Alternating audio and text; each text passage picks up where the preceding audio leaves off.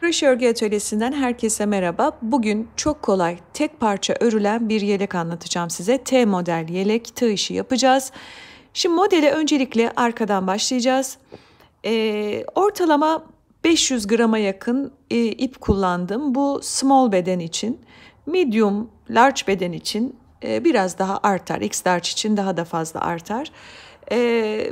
Dilediğiniz kalınlıkta ip kullanabilirsiniz. İlla şu kalınlıkta, bu kalınlıkta bir ip ya da tığ kullanmanız gerekmiyor. Arka zinciri sırtınızda, sırt ölçünüzde nereden başlamasını istiyorsanız oradan öreceksiniz. Ama bence arka sırttan, üst taraftan ölçmeniz en doğrusu. Bu şekilde ölçüyorsunuz.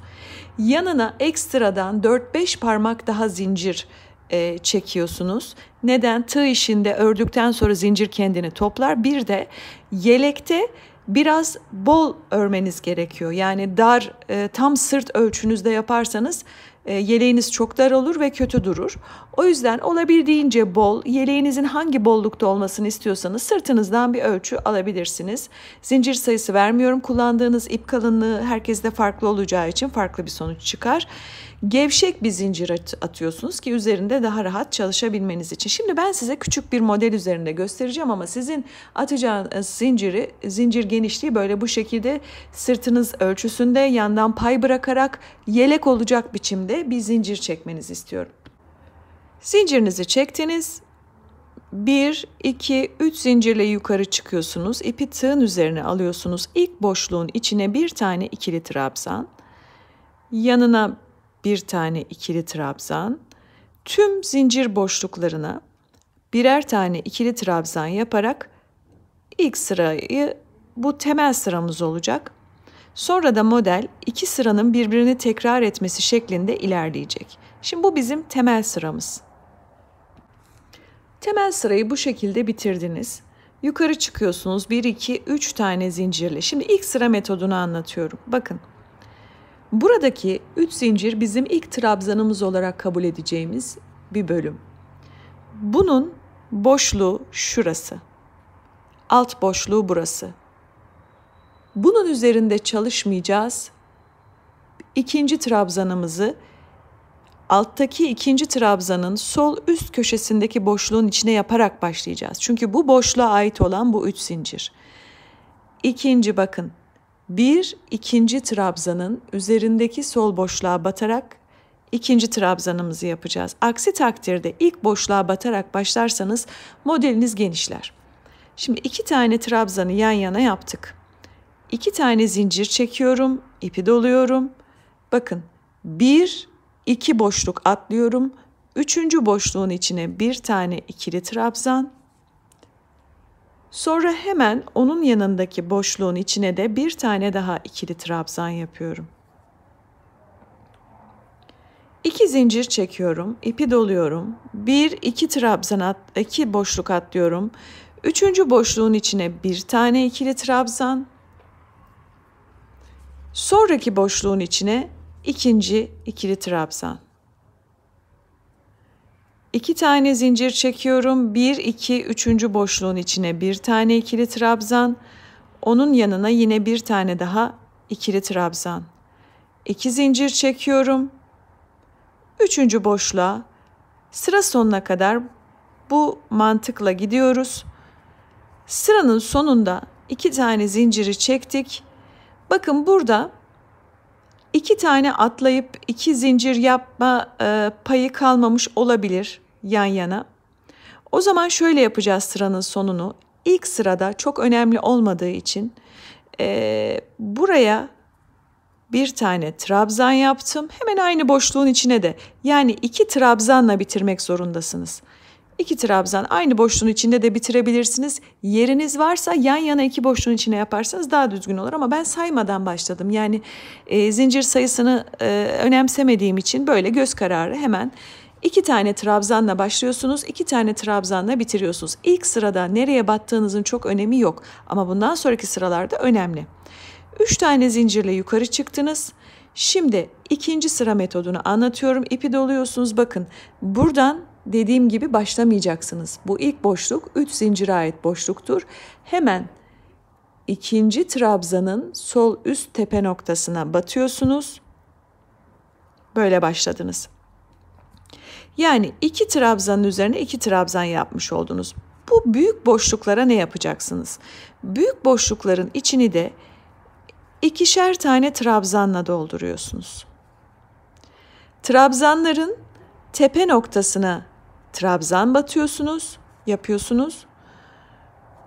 Her bir trabzanın tepe noktasında bakın bir tane trabzan, sonra da şu boşlukların içine 2 tane trabzan yaparak ikinci sıra metodunu ilerletiyorsunuz. Bakın trabzanların tepe noktasına trabzan, boşlukların içine de 2 tane yine trabzan yaparak ilerliyorsunuz. Boşlukların içine 2 trabzan, trabzanların tepe noktasına da.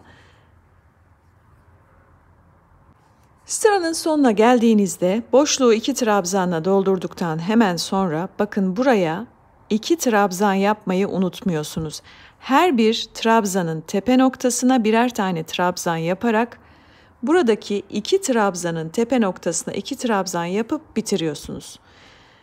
Ve bu 1-2 sıra metodunu sürekli tekrar ederek modeli ilerletiyorsunuz. 3 zincirle yukarı çıktınız. Artık 1. sıra metodunu tekrar edeceksiniz. Yani burayı. Ne yapıyorsunuz? İlk boşluğa değil, ikinci boşluğun içine yan yana 2 trabzan görüntüsü 2 zincir. 1-2 boşluk atlıyorsunuz. 3. boşluğa 1 trabzan. 4.'ye 1 trabzan. 2 zincir. 1-2 tane atlıyorsunuz.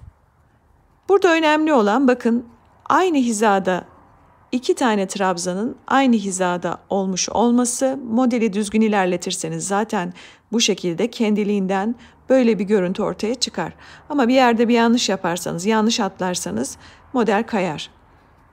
2 zincir, yine 2 tane atlıyorum. Bu şekilde 1. ve 2. sırayı tekrar ederek sıranın sonuna geldim. Ne yapıyorum? 1-2 tane atlıyorum.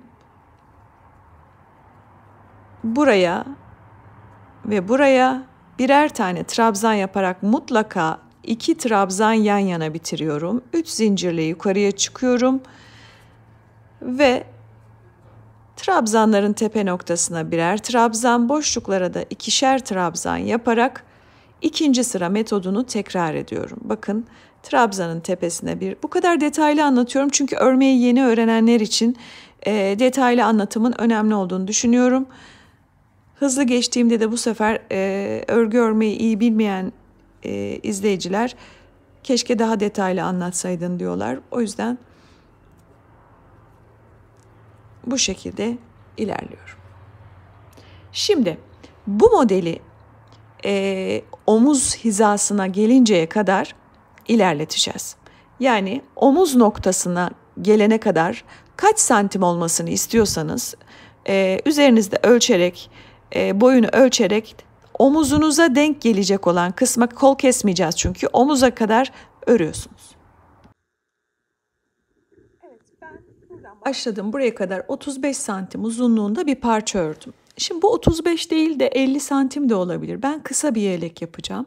Siz uzun yapmak isterseniz işte sırtınız, boynunuzdan itibaren aşağı doğru ölçün. Nerede olmasını istiyorsanız o kadar uzunlukta yapabilirsiniz. Bu uzun bir yelek olmayacak. Şimdi artık ön tarafları, ön 2 kanadı oluşturacağız. Nasıl oluşturacağız? Bu sırada bırakıyorum. Bakın kafesli sırada bitiriyorum. Diğer sırada değil de kafesli sırada bitiriyorum. Kafesli sırada burada bitirin. Ön tarafları öreceğiz. Nasıl öreceğiz? 1-2 zincir çekerek. Zinciri kaç tane çekeceğiz? Şimdi onu anlatacağım. Çok sıkı çekmeyin. Gevşek şekilde üzerinde rahat çalışabileceğiniz biçimde çekin zincirlerinizi. Böyle devam ediyoruz. Bakın zinciri bu şekilde çektim. Ne yapıyorum? Bir ölçüm yapacağım. Buradan bir ölçüm yapıyorum. Aşağıya doğru zinciri ölçüyorum. Bakın böyle 1-2 parmak daha uzun. Neden?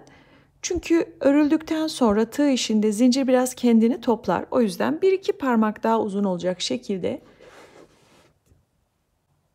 buradan itibaren başladık zincirimizi çekmeye. Aşağıya doğru böyle bir ölçüm yapıyoruz ve burada ipimizi kesiyoruz.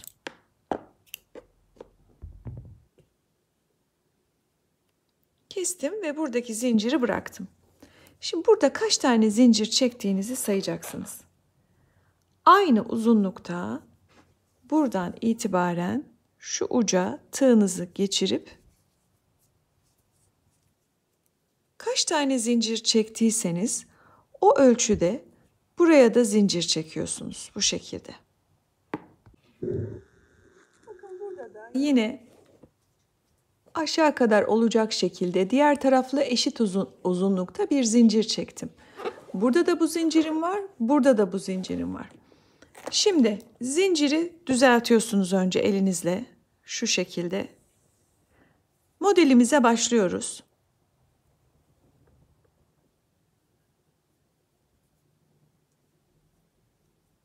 Üç tane zincir çektim ve her bir zincir boşluğuna birer trabzan yaparak bu zincirli bölümü geçiyoruz. Bakın her bir boşluğa bir tane trabzan yaptım. Kısaca size ne yaptığımı anlatayım. Buradaki zincirin üzerine her bir zincir boşluğuna trabzan yaparak ilerledim. Devam ettim. Buradaki boşlukların içine modelimiz ne gerektiriyorsa onu yaptım. 2 tane trabzan yaptım. Bunların üzerine de 2 trabzan. Normal modeli nasıl örüyorsak o şekilde ördüm. Yani şu trabzanlı sırayı burada nasıl ördüysem burada da aynı şekilde ördüm. Yani bunu anlatmama gerek yok. Sonra bu sıra bittikten sonra buradaki zincirli kısma geldiğimde de yine her bir zincir boşluğuna birer tane trabzan yaparak ilerledim. Ve sıranın sonuna geldim. Şimdi burada dikkat etmemiz gereken şey şu. Buradaki trabzan sayısıyla buradaki trabzan sayısının birbirine eşit olması. İşte burası 70 ise mesela burada da 70 sayısını bulmak zorundasınız. Artık normal modelime devam edeceğim. Nasıl devam edeceğim?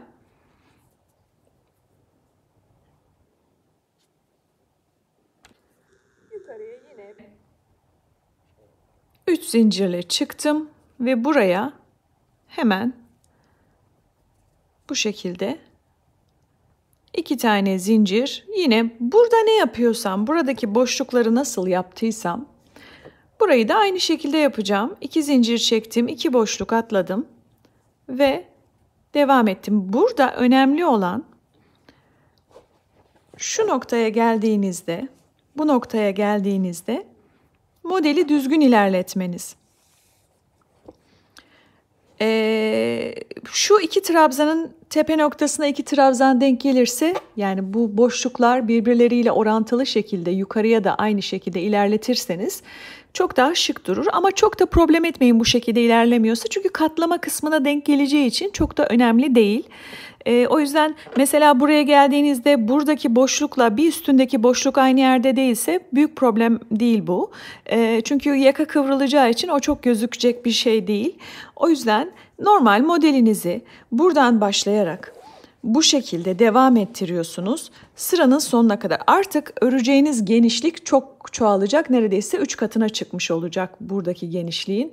Buradan itibaren yine böyle devam edeceksiniz. Nasıl devam ettiğimi şimdi göstereceğim size. Bundan sonra bu uzun, upuzun bölüm üzerinde yukarıya doğru yakayı ve önleri oluşturana kadar ilerleyeceksiniz. Ne kadar örmeniz gerekiyor hemen anlatacağım. Ve şimdi yeleğimizin bitmiş hali bu şekilde. Şöyle göstereyim size. Ben ne yaptım? Sıranın sonuna trabzanla bitirdim. Trabzanlı bölümle bitirdim ve 2 sıra, onun üzerine de 1 sıra daha trabzan ördüm. Yani bitiş 2 sıra trabzan. Sonra döndüm.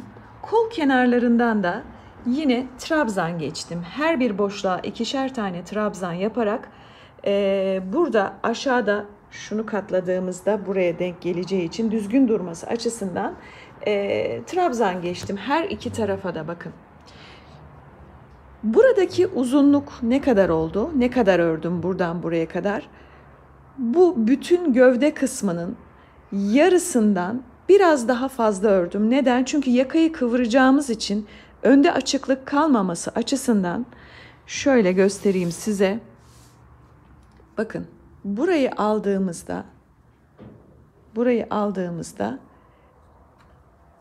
yarıdan biraz daha fazlaya denk gelecek burası. Çünkü burada yaka kıvrılacağı için bir açılma olacak.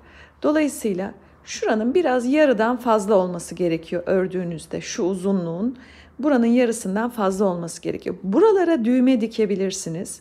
Zaten doğal bir ilik var, delikli bir model olduğu için. Bakın burayı da kıvırıyorsunuz. Burayı da kıvırıyorsunuz. Şöyle göstereyim. Şu şekilde. Ve yakamızı döndürüyorsunuz. Yakayı döndürüyorsunuz. Şuralara düğme dikebilirsiniz. Kolu ne yapacaksınız? Kolu da bu şekilde göstereyim. Kolu da şurasını dikiyorsunuz ve bir kol boşluğu bırakıyorsunuz. Burası kol boşluğu. Buradan aşağısını dikeceksiniz.